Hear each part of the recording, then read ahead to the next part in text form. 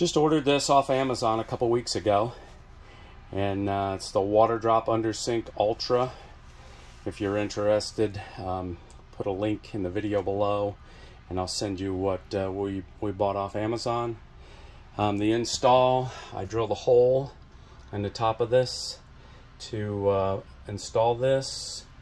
I'll show you the size of it. This is what we're replacing, and this is what the unit looks like underneath the sink.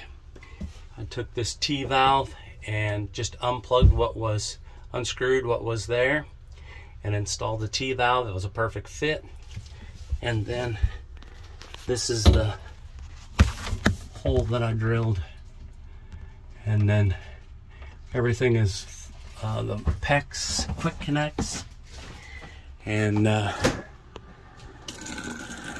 takes 3 AA batteries. There it is. Yep, 3 AA batteries. The filters last about 6 months, and we got our counter space back, so we're pretty tickled.